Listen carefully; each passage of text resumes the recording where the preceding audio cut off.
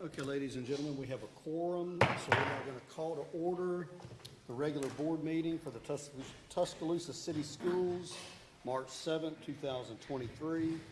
If we could observe a period of silence, and we'll follow that by the Pledge of Allegiance.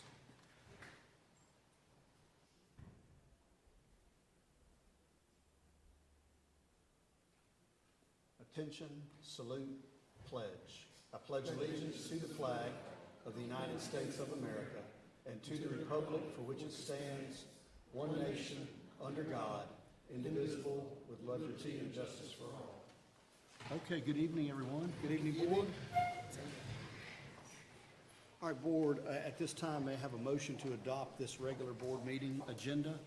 So moved. All in favor? Aye. Aye. Anybody opposed? It'll be approved.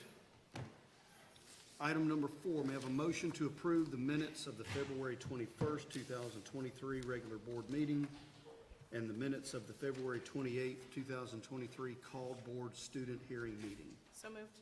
Second. All in favor? Aye. Aye. Anybody opposed? Those minutes will be approved. Item 5, recognize robotics team winners, Northridge High School, and Dr. Pope will be presenting tonight. No, Dr. Pope will not be presenting tonight. Oh, he will be presenting. I didn't see Dr. Pope. Good evening, Dr. Pope. Good evening, board. Tonight, we would like to recognize our robotics teams, thinking about what we've done with our strategic plan, our focus on STEM and the work our kids are doing. We tonight want to recognize what these two schools actually competed in the Shelton's best competition last semester, and they also qualified both those teams to be in the Auburn University's regional as well. So we first want to recognize Tuscaloosa Magnet Middle and their the students here and their coach, Coach Guy. Come down. And students, y'all want to come down as well with him? Oh, yeah. So I'm just going to introduce the students here, and then one of our students is going to say a couple words about the team. I'm super proud of them. They worked very hard. This was all them because I don't know much about robotics myself. Brilliant kids. So proud of them. We have Addison Large, Aisha Mulani, Fanuel Tahaya, and Diamond Shankio. Okay? Addison, if you want to say a couple words. Put it down to you. Put it. Hello, my name is Addison Large. I am a 6th grader at Tuscaloosa Magnet Middle School and a first-year robotics participant. I greatly enjoyed my experience in robotics. I love working with my hands, creating things, a challenge, and critical thinking. Our team was presented with a problem, which was to create a robot that could solve a conveyor belt problem. We used critical thinking, brainstorming, trial and error, teamwork, and problem solving to develop a solution. Our team built our robot from scratch. We made revisions and repairs to our robot. We also had to program our robot, and we had to learn how to drive our robot. Some of the items we used to build our robot were a screwdriver, wood, soldering iron, and a saw. I was excited to use these items since I had never used some of these before. Mr. Guyett was the best coach. He encouraged us to be creative and to think outside the box. Thank you for support and for recognizing our team. I am looking forward to next year's robotics challenge.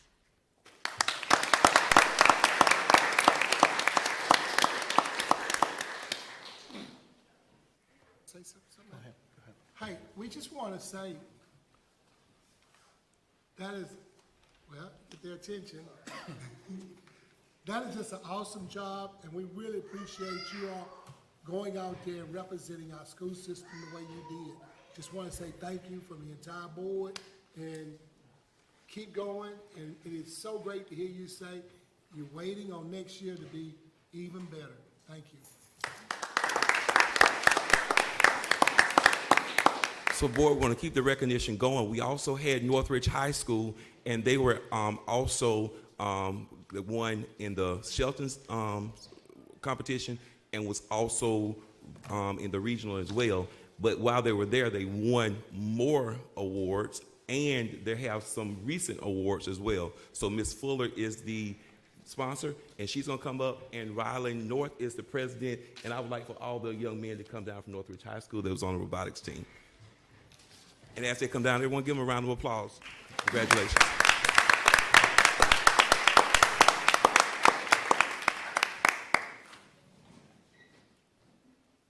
I would like to say good evening and thank you, board, for your support. Dr. Daria, Kelly Nordstrom was also a big part of our funding with Career Tech, and we learned many STEM activities that we learned were engineering process. We learned how to do the electrical, the coding, and some other important skills. At this time, I would like for Ryan, he's our president of our TSA Robotics Club, to speak. Good evening. I'm Rylan North. I'm the president for the robotics team. I just want to say we really appreciate the recognition of being able to, of the hard work, because these guys have put in so much work. It's amazing how far that we've come. And I just want to mention we have an upcoming competition down in Mobile for CMATE. It's underwater robotics. We're doing really cool stuff, and I just want to thank you guys for the help and the support, and I thank you.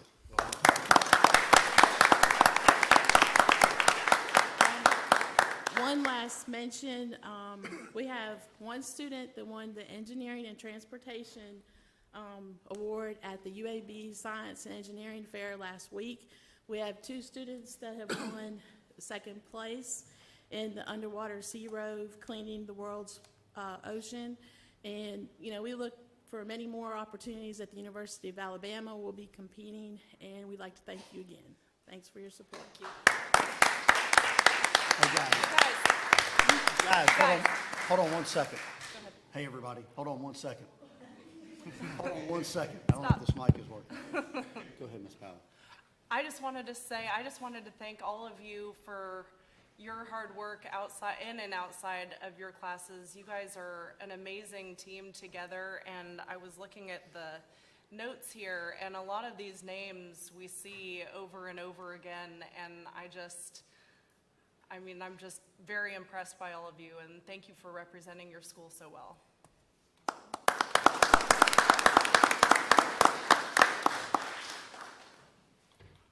Okay, item number 6. Before I take my seat, just want to make sure there were a lot of more students that were part of the competition. They were also in other activities this evening. Debate is going on, so they were not able to come, but I want to make sure that we are recognizing them. All those names are in the board agenda. Thank you. Thank you, Dr. Pope. Mr. Chairman, may I say Yes, one sir. thing too? And we have 2 of our teachers here today, and they both, certainly with a lot of pride, presented their teams.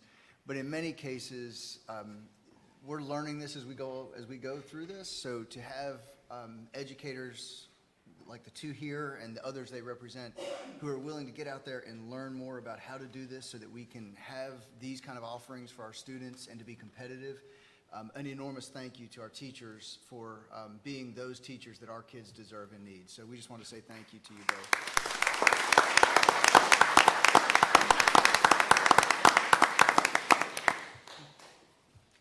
Okay, thank you, Dr. Daria. Item number 6, recognize Lindsay Blevins as the State Alabama Community Education Association Extended Day Director of the Year. Dr. Pope? So also keep recognizing the things we're working on. Remember, we talk about community engagement and making sure after-school programs are in all of our schools. Well, we have 21st Century in majority of our schools now because of the grants we've been writing. But 21st Century is connected with the Alabama Community Education Association. And every year they have a conference. And this year the conference was in February 7th through the 10th, and it was held in Montgomery, Alabama.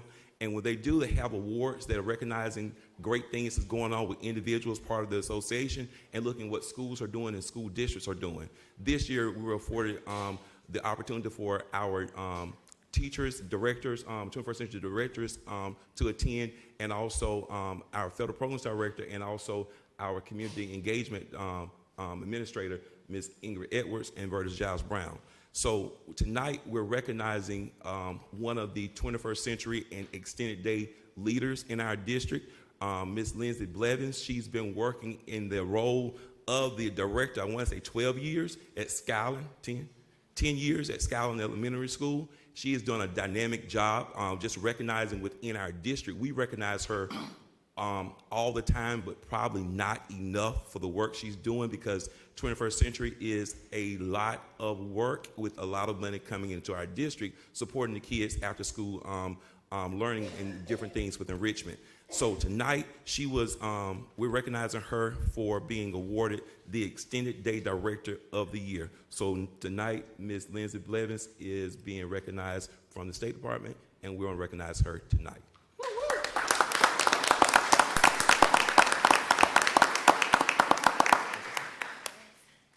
Thank you, Dr. Pope. After school is a big task, and it's not just childcare where we just have something, so we have structured activities. It's actually really cool to see the robotics teams here, because that starts in elementary schools in our program. So to see, our high schools who are competing in this program and being successful is really exciting to see that we're the foundation to that. So thank you to Dr. Edwards for recommending me for this award, and Ms. Giles Brown for all your support of our programs. So just thank you. And thank you guys for your support of After School in 21st Century in our district. Good job. Well done.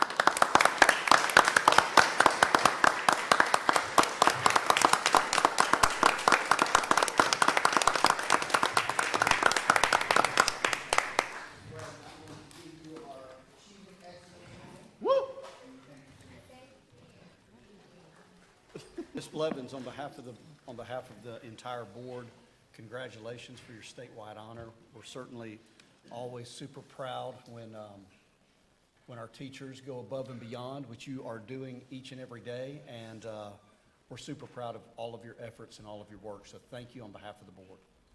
Good job. I'd just like to say, I've had the opportunity to dip my head in there with Scotland a few times, and they do an awesome job, and it always takes somebody making sure that everybody's doing their part to do it, and we thank you.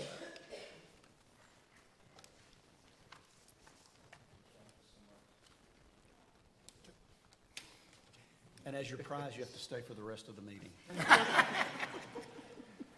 Thank you, Ms. Evans. Thank you.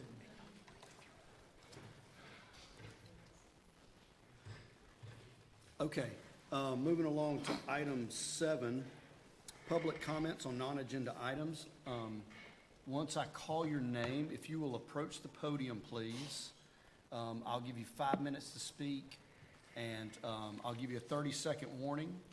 Please don't make me be the bad guy and give you the buzzer at the end of your 5 minutes. So at this time, will Dr. Matthew Hudnall? Okay, not the non-agenda. Okay, you want to wait and speak when it comes up? We'll hear you at that time. Item 8, informational reports from the superintendent and executive staff. 8A, receive update on community partners collaboration and wraparound services. Yes, sir. Good evening, Board.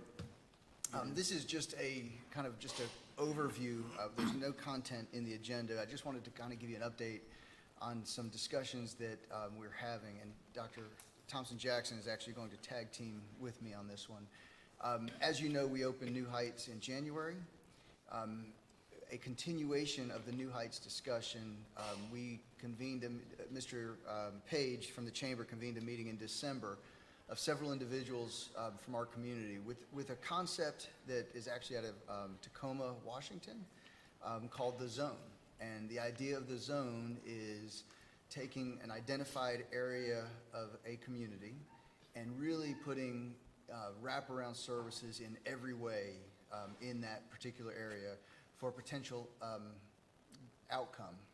So the question that we put on the table and that we discussed as a group was, can that come to Tuscaloosa? Can we do a version of that in Tuscaloosa where we identify a zone and we work with all the nonprofits, all the agencies that serve our students, families, and others in this area, and really provide the services necessary with the purpose of educational outcomes, positive student outcomes. So the next meeting, we looked at some data related to a particular area. We looked at student data. We looked at data from the city and identified some areas of opportunity where we could see this concept possibly working. We're not done.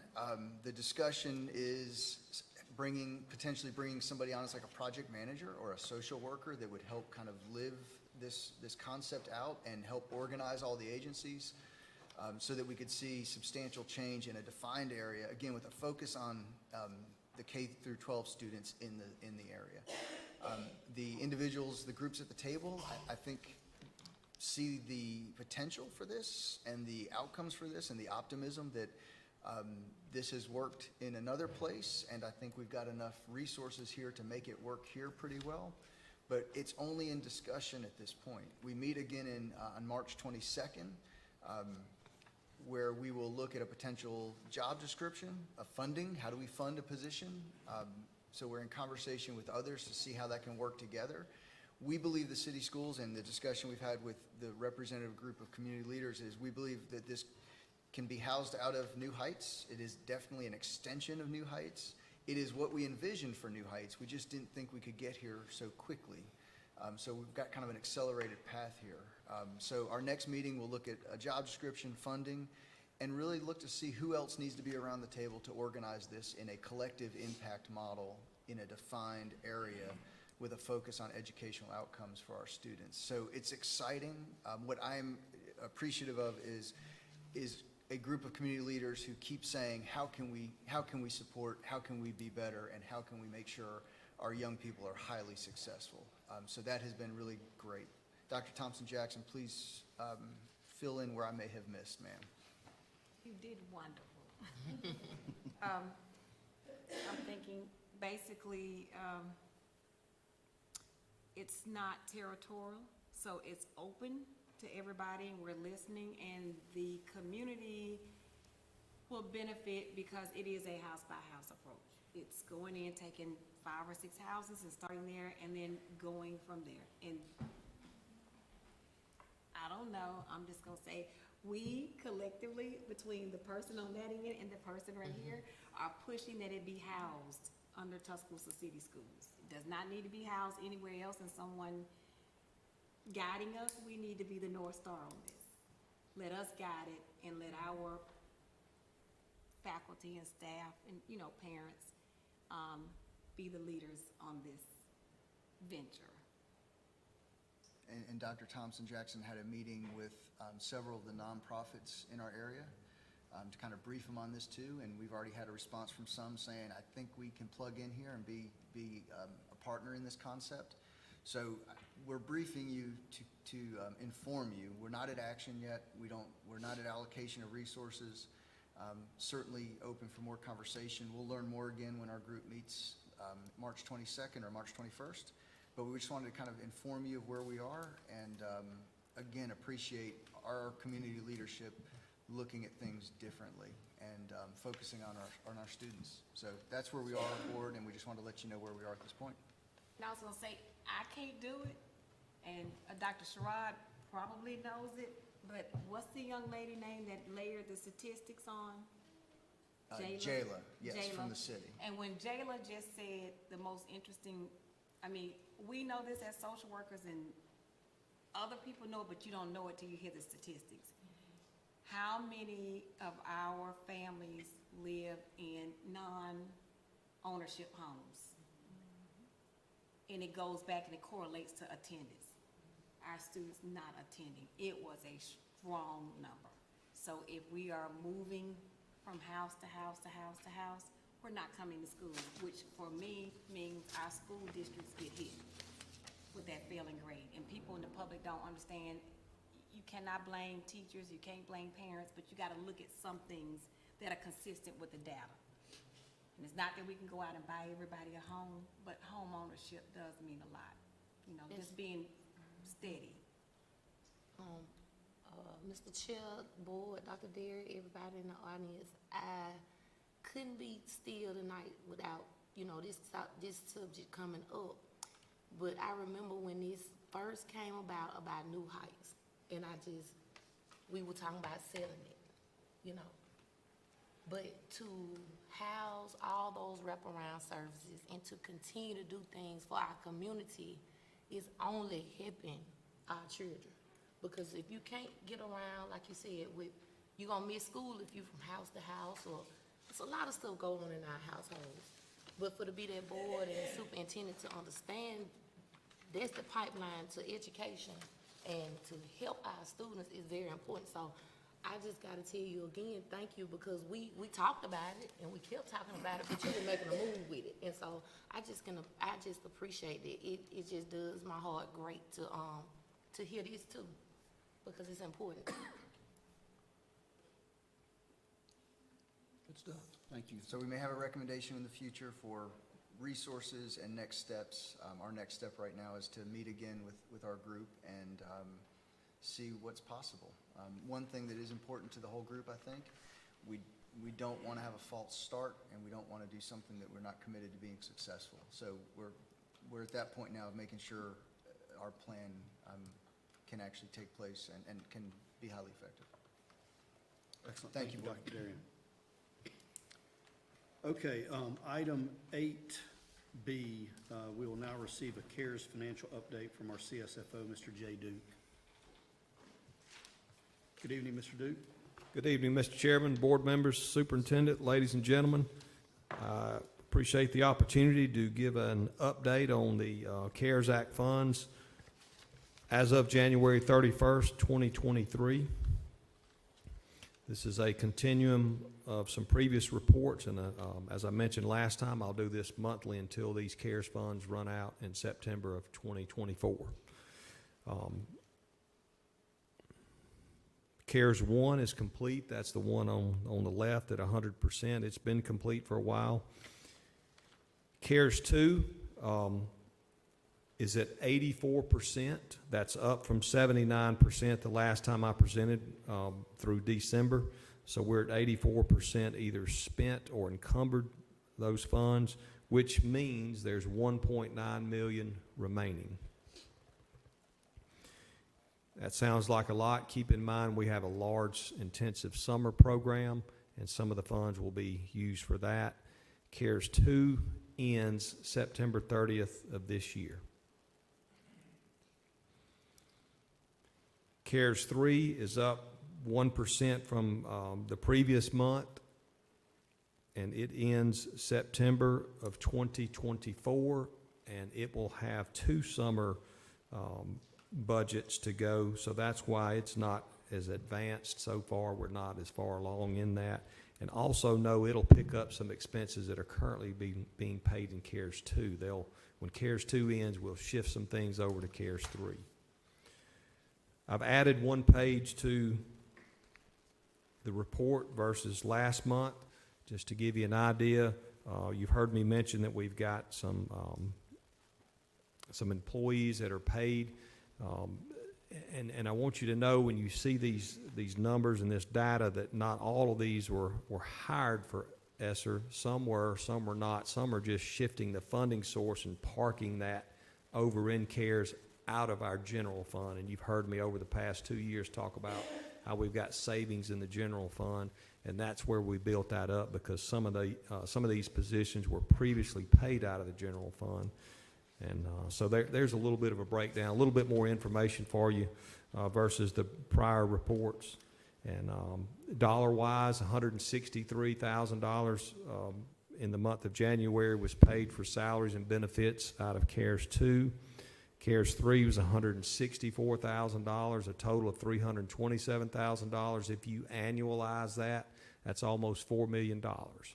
So, Mr. Chairman, that concludes my report, and I will be back again next month, again month to month from here on out with an update on the CARES. Okay, Board, any questions for Mr. Duke at this time? Sir, thank you, Mr. Duke. Okay, thank you. Okay, item number 9, introduction of motions, resolutions for a first reading. 9A, discuss review, first reading of amendment to the 2022 to 2023 Parent-Student Code of Conduct and Resource Guide Drug Screening Policy. Dr. Sherrod, good evening.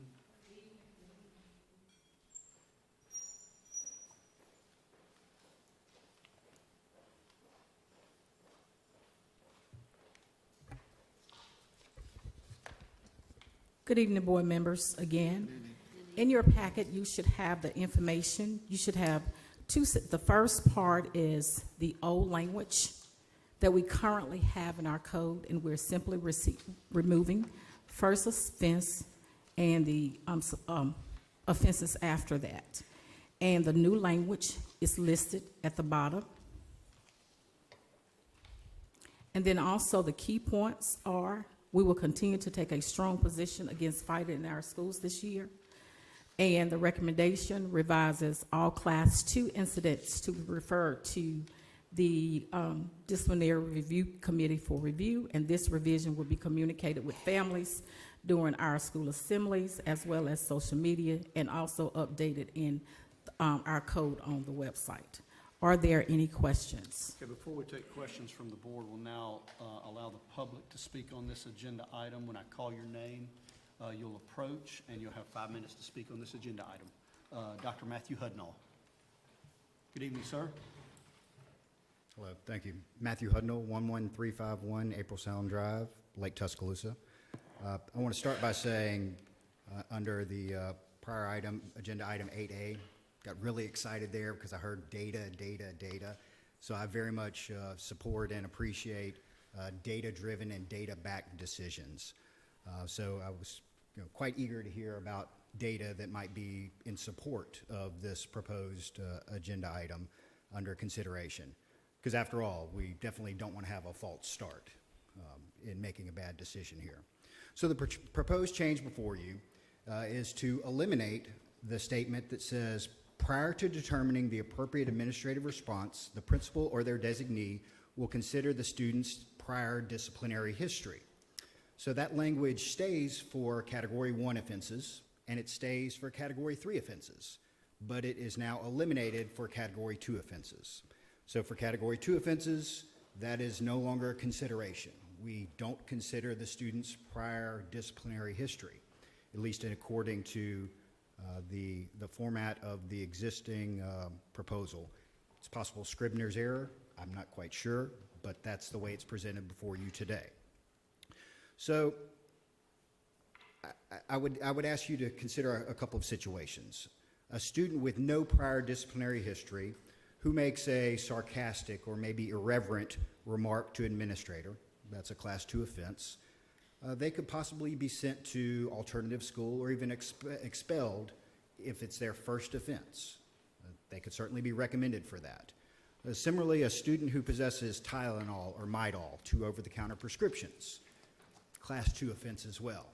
I don't really think that sends the appropriate message if it's the first time that the student has Midol in their purse and they realize that they're not supposed to have that at school, that they be recommended for alternative school or even expulsion. That doesn't sit well to me as a parent. Similarly, if a group of 5 students with no prior disciplinary history take a knee for their beliefs in protest, that they can be recommended for alternative school or even expulsion if their actions are deemed an annoyance and they fail to disperse when initially told to do so. That doesn't sit well with me. I don't think that's a message we really want to send to our students. So I would leave you with this thought. What kind of message do we send to our children when arson, explosives, or even homicide require consideration of prior disciplinary history, but acts of protest or having over-the-counter drugs do not? Thank you very much. Thank you, sir.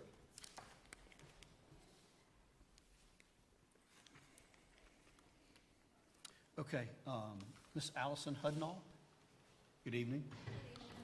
Allison Hudnall, you got my address from my husband. I still live with him. Schools need to be safe and they need to be orderly for sure. A code of conduct is certainly a necessity, but how do we assure ourselves that a school administrator does not have a bias that can suddenly then become the very threat to the students that they are charged to protect? Usually school board policy or a code of conduct is what acts as the guide rails or compels an admin to uphold fair and due process, which is afforded under the 14th Amendment to our students. The proposed amendment tonight removes those safeguards and guide rails. While this board certainly wants to believe that the admins that you've put in place can use proper discretion, they are placing an enormous amount of students in peril should that admin decide that their perspective on student discipline is superior to the evidence-based practices that researchers have proven to be most effective. Zero tolerance policies, which this inherently allows to have happen, are proven to be harmful and hurtful, especially to those in minority communities. We've spoken to that to this board already, but yet here we are, despite you all having been presented the data that the direction you are going is harmful and ineffective, you're still considering a very hurried amendment that gives sweeping authority to admins. We have provided evidence that an admin in this district broke school board policy, state ethics laws, and violated the due process rights of a staggering amount of students. And while there was tolerance for his major offenses, you can continue to hear proposals of zero tolerance policies to govern adolescents, middle schoolers. There is no language being proposed tonight that allows, there is language being proposed that allows even more opportunity for DRC referrals, but there's no language proposed that assures a student is given a timely DRC hearing. Do you as a board know that when a student is referred to the DRC, they sit in school suspension until that meeting can be scheduled? There is a student in this district that's been sitting in school suspension since November, waiting for a DRC hearing. Please note that students are not given instruction when they're in school suspension. They're expected and required to keep up with their work, yes, but they are given no instruction. How many days can a student be expected to keep up while missing instruction? Isn't that why we have truancy laws? Is that even being considered here in tandem with this amendment? That would cause a huge influx of DRC hearings should an admin decide to send every class 2 offense to a DRC hearing? Are you prepared to hire people to full-time hear DRC hearings to ensure students don't sit in school suspension for months on end? This and the other concerns I have voiced repeatedly in both short and long form to this board I have voiced repeatedly in both short and long form to this board shows the issues that are raised by haphazardly and hurriedly amending this year's code of conduct.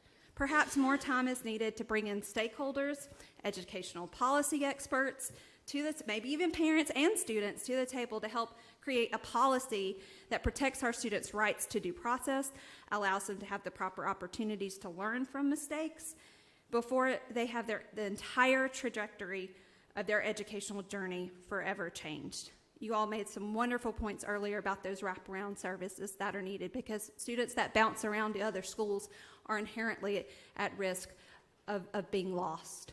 Well, what do you think happens when a student on their first offense realizes that their school system and maybe the admin they had hoped to protect them might have a bias against them for something they can't control, and suddenly they find their whole world turned upside down sitting in school suspension for days on end, trying to find out if they're going to be sent to an alternative school? There's data out there, there's stories out there that I would encourage you all to read that talk about how catastrophic these effects can have on students, and they're just discarded. Thank you. All right, thank you, Ms. Hudnall. Thank you. Okay, also to speak on number 9 is Ms. Valerie Troll. Did I pronounce your name correctly? Okay, thank you. Good evening. Valerie Troll, 3401 Arcadia Drive, 35405. 404. Sorry, I just moved. My daughter's here with me tonight, so hopefully she's not disruptive. So as I mentioned last month, hello. I'm a criminal justice and social science researcher at UA with a master's degree in criminal justice, and I teach juvenile delinquency. So I have some knowledge on these specific areas. I can't emphasize enough how far our policies, not just TCS, but our policies as a society as a whole, have begun to drift from what research shows to be effective in creating a positive school environment that supports learning and success. As a society, we often take a tough on crime approach.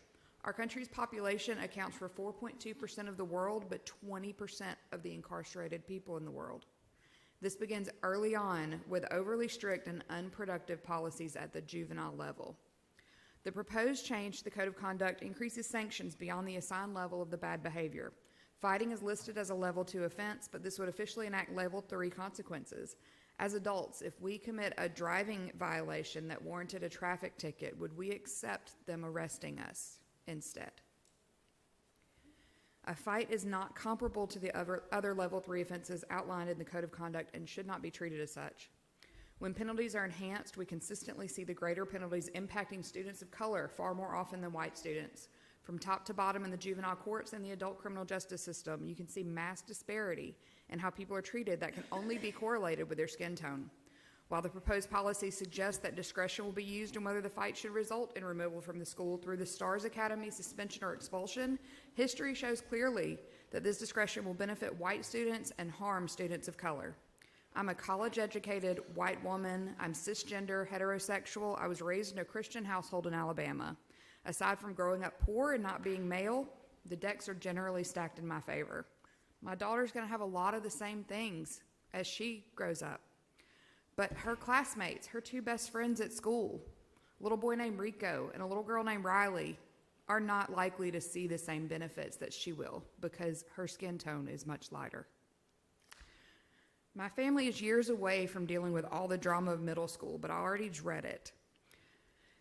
You've got a building full of kids who have just entirely too much going on. Puberty attacking them, hormones way out of whack, trying to walk that line between child and young adult. It's truly a rough time in a kid's life, and the school's environment can make it so much harder. I was the kid who was ever afraid to get in trouble. My daughter is not.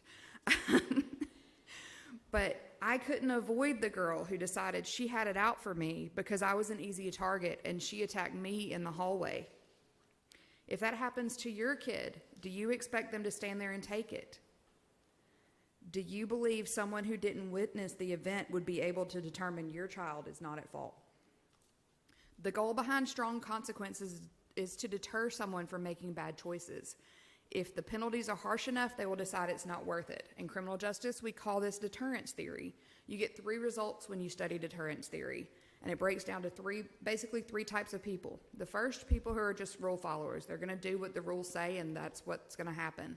The second, those who may be deterred. You can tell them, here's the penalties, and they may actually say, all right, because of that penalty, I'm not going to do this. The third, which accounts for about a third of the people, who are just going to do what they want to do regardless. Deterrence is an ineffective policy. It's the basis of our criminal justice system, and it does not work. Okay, one moment. I'm just getting started as a parent in the TCS system. I've got 13 years ahead of me. She's in pre-K, navigating all of this. I want those years to be positive for my family and for every other family of a TCS kid. There's a lot more I could tell you to back up why this proposed change is a bad idea and what options exist that might be better, and I'd be happy to discuss those further. But I hope you'll hear this. If the proposed change to the Code of Conduct is approved, you are going to see students of color negatively impacted. Higher numbers of referrals to the STARS program and to other ways of removing children from the classrooms, and no significant change in the number of fights that occur. Harsher penalties are not the answer to fighting in schools. Thank you. Thank you very much. Okay, thank you to the people in the community that came out and spoke this evening. This is a first reading. This is proposed by the superintendent that the board will vote on at our next meeting. Does any board member have questions for Dr. Sherrod this evening on our first reading?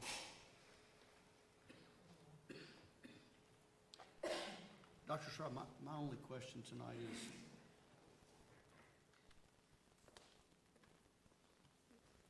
I do want to see the DRC not a rubber stamp. I do want discretion in how the DRC operates, and I think y'all do a good job of that. But I do think that the DRC does not need to just rubber stamp the decisions of what has transpired before them. I just need I need you to verify that that's not going to happen going forward. No, that's not going to happen going forward. And in the current code, actually, we have listed certain codes that must, certain incidents that must go to the DRC. And then once students are seen before the DRC, remember the DRC consists of the coordinator of student services, a representative from teaching and learning, a representative from social services, a representative from STARS as well. So, and they look over all of that information before any decision is made. We look at the discipline, we look at grades, we look at the social services, we look to see if there are RTI plans in place. We look to see if we have done everything that we can possibly do within our power in order to assist the, to assist the students. So no, sir, it will not be a rubber stamp. Thank you, Dr. Sherrod. Any other questions for Dr. Sherrod tonight on this first reading? And Dr. Dewey, this will be on the March 21st board meeting, is that correct? It's tentatively said to be on March 21st, yes, sir. Okay. And you just talked briefly about the timeline. Let's just say we have two children fighting or two whatever, something happens. So what is our typical timeline? The typical timeline, we try to make sure that students are seen before the DRC within a 5-day period. And at the school level, the principals are assigned to complete the Form 20. Once the Form 20 is received, it's Dr. Constance's responsibility to look at it to make sure that everything is coded correctly. And in addition, if she needs additional information before it's scheduled. At the beginning of the school year, we did have, I think we were only having hearings like 1 day a week. But now, because, we want to make sure that no one is waiting, we have them 2 to 3 days a week based upon when she receives the information. And Dr. Derry has also assisted us with that process because he shared a memo with the principals, letting them know that if something happens on a Monday, by Wednesday, that Form 20 should be in the Office of Student Services.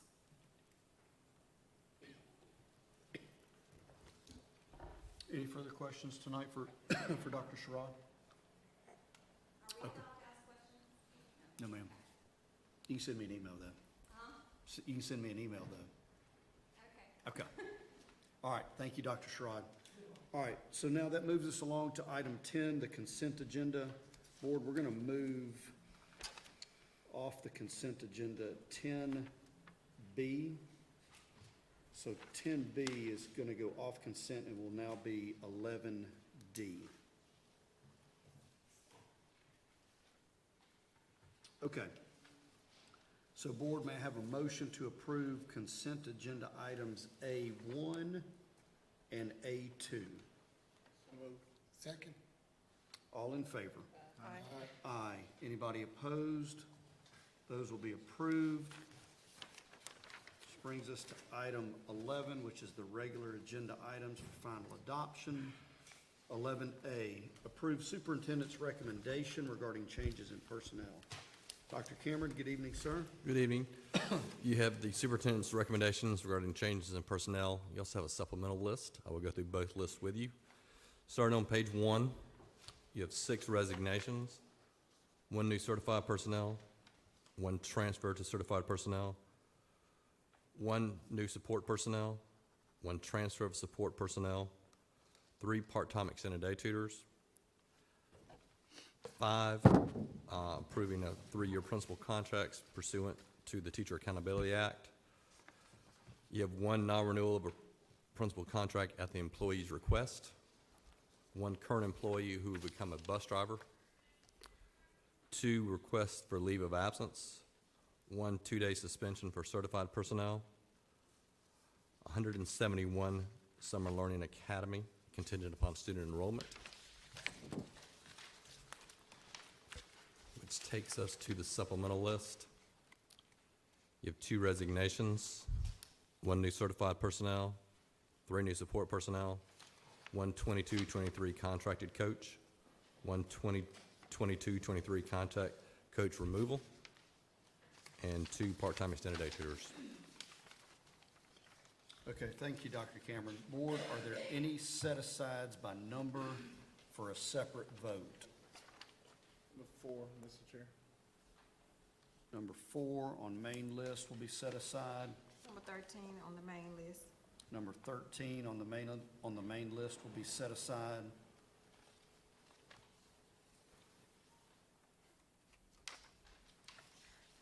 Any other set-asides?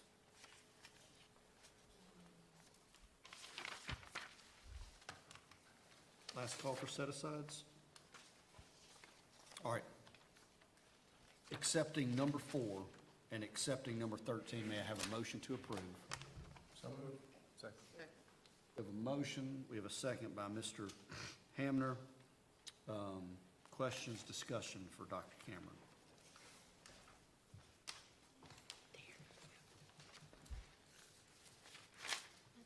Hearing no questions, I'll call for a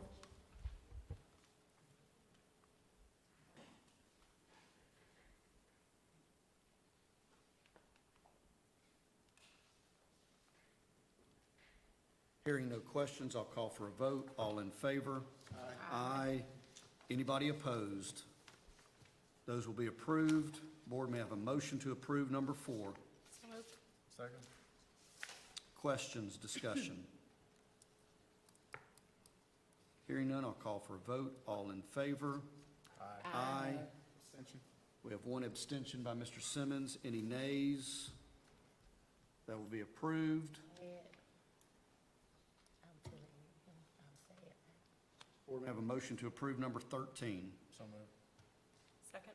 We have a motion and a second. Do we have any questions or discussion? Hearing none, I'll call for a vote. All in favor? Aye. I abstain. We have one abstention. Any nays? That'll be approved. Thank you, Dr. Cameron. Okay, item 11B, discuss approve amendment to the 2022 to 2023 TCS salary schedule. Dr. Cameron? Yes, sir. We're looking to extend the contract from 9 months to 10 months of TCTA teachers. Projected annual cost will be between $75,000 and $80,000. Our surrounding systems, Tuscaloosa County system, school system, Bibb County school system, they offer 10-month contracts. We want to be in line with those and be able to retain and recruit as well. And with this additional time, they will look at opportunities for students, or to offer students credentialing opportunities, gives us a time to recruit, but it also is a designated time to meet compliance requirements, which many of our teachers here at TCTA have to do. Thank you, Dr. Cameron. Board may have a motion to approve. So moved. You have a motion? Second. Second by Ms. Powell. Questions, discussion?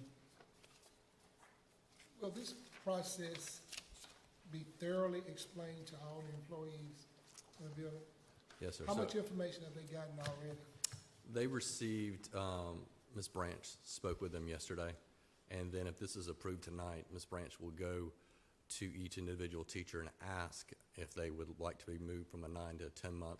If they agree, then we'll go back and present them on the personnel list agreeing to move to a 10-month. And if they don't, they'll stay where they currently are with a 9-month contract. Will we not be as a central office going and explaining a little bit more detail than just Ms. Branch making this conversation? I think we need to basically explain more than put Ms. Branch right there. Explain more of moving from a 9 to a 10-month contract. Right, what that look like and what it can do and how it can do. We need more information to be given to them than letting Ms. Branch asking them if this is what they want to do or they don't want to do, without getting ideas of what this could actually do for the system and our reasoning for behind it and everything of doing it. We can get with Dr. Derry and see what we can do. Ms. Branch and I spoke by email as well, so I gave her some information for that. She's sharing as well, but if Dr. Daria would like, I would love then to see you we can and do Dr. that. Daria right there with Ms. Branch and any other support that you can have.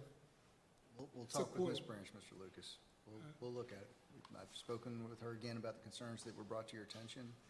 I think there's excitement for this too, and appreciation for the board's support of this. So we will look at those concerns and address concerns that were articulated to you. Yes, sir. But the main thing is that everybody truly understand what it actually is. You know, not to just say, write off people who don't really know what this is doing. We're not doing that. That won't happen. I think the opportunities this provides us, recognizing where we're going and where we want TCTA to go, the things Ms. Branch is pushing forward, you know, this is going to get us even more competitive, even better than where we are, taking on the trajectory she wants to go, bringing in all sorts of services and instructors that, quite honestly, we, at this point, can't pay higher than what the industries are providing them now. This will give that incentive to get the right coaches in there and keep them long-term and, you know, build that workforce development that we're looking for and taking that school in that trajectory. I think it's great. Don't get That's my how I'm looking at it. don't get my statements wrong. I am 100% for this. I was 100% for it when we first brought it up. I just want to make sure that we are actually sitting down with our faculty and staff and having a good conversation about this, that they truly understand what this is doing. I was 100% for it. Anything we can do to get them more funding or more money, I'm 100% for it. This building here was one of the first buildings that I took on as a project when I first came on the board. I love this building. I love what goes on in this building. I love the people in this building, and I want to see it be successful. But I want to make sure that we as a system are taking care of our faculty and staff and explaining to them thoroughly why we're doing this and what we're doing it, and not just having a principal ask them, do you want to or do you not want to? Because there may be questions that come up to that principal that we need you and Dr. Daria and any other support that you can bring to be there to support her. That's my concern. I understand. Then what I was listening to what Patrick said is what I was feeling, and then when you said that, it kind of confused me, but I got you now. I understand. But what Patrick said, I think is, you know, I'm a TCTA fan too, so I think it could help tremendously. So I'm confused. So just, I mean, Right. we're having a discussion and that. Just give me like an overview of what you think might, I'm just trying to go from 9 months to 10 months. What might somebody think that is a concern? I don't know, but we need to make sure that we are prepared to answer anyone's concerns about it and not have a principal sitting there by herself trying to explain this change to our faculty and staff. And then if something come up she don't know, she got to go back and ask somebody. Why don't we go there from the very beginning as a team and make sure that we're supporting everybody that's in the building? That's my point. And like I said, I'm 100% for it. I was 100% for it when we first talked about it. I just want to make sure we do things right. I don't want to see people leave our system because they have a feeling that we did do something right. And then, you know, after you've explained to them and talked to them and they've told them exactly what we're doing, if they don't like it, that's fine. I can live with that. But I want to make sure we do our part to make it successful. Would this help with some of those fields that we have deficits in? Yes. We hope it will. Yes, ma'am.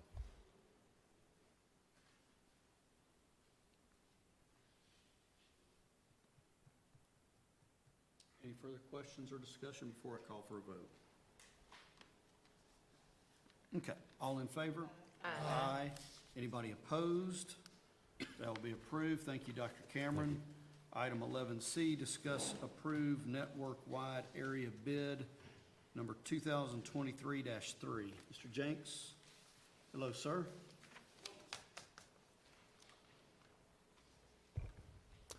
Good evening, board members. Good evening. We have 7 sites in the Tuscaloosa City Schools that are served by leased lit fiber circuits that we currently lease from AT&T. They provide internet and we tie our sites together through those circuits to the main hub at our central office, and then those go out to the internet.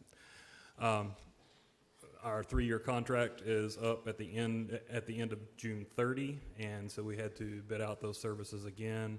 We also file what's called E-rate discounts on those services, and we will do that with this contract. We have to award the contract during the window for E-rate FCC Form 471s to be filed, and those are due by March 28th. So we went through a process of putting it out for bid. We had 3 companies respond at the beginning to say that they intended to bid.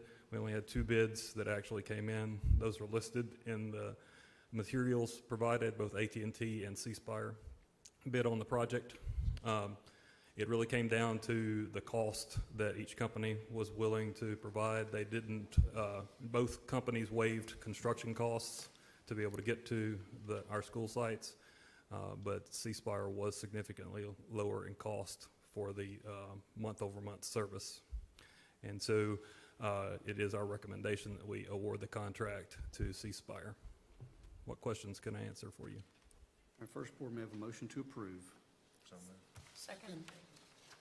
Who was second? Was that you, Ms. Williams? Ms. Williams had the second. Questions, discussion? Call for a vote. All in favor? Aye. Aye. Anybody opposed? That'll be approved. Item 11D. Thank you, board members.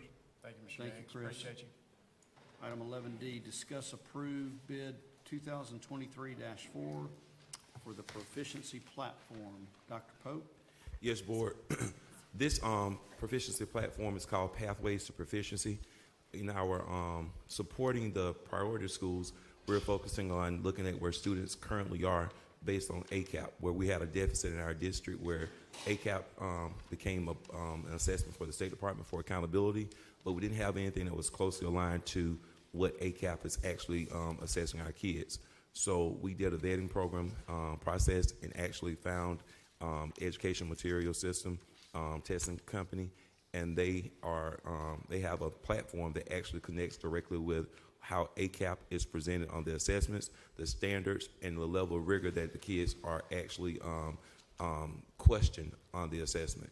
So this platform is affording our kids and the teachers the opportunity to look at each standard that's being asked of our students. The questions there, they're able to look and identify what the kids marked, and then we go old school with them and talk about why did you choose this? This is why you should have chosen it. So the whole platform is called Pathways to Proficiency, but it also gives lesson plans for our teachers to support them on, it's called Stepping Stones, supporting our teachers on what the lessons are and what the standards are. So in a nutshell, this platform is giving more support to our students and our teachers on the assessment that they will be held accountable for grades 2 through 8.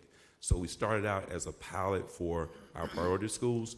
The other schools started looking into it and noticed what it was delivering and what the reports were, and where we were actually, one principal made this statement as the game changer for them as they're diving deeper, and the teachers are able to look and notice exactly where our students currently are, so our current reality, and noticing what we need to do to make sure those gains are made.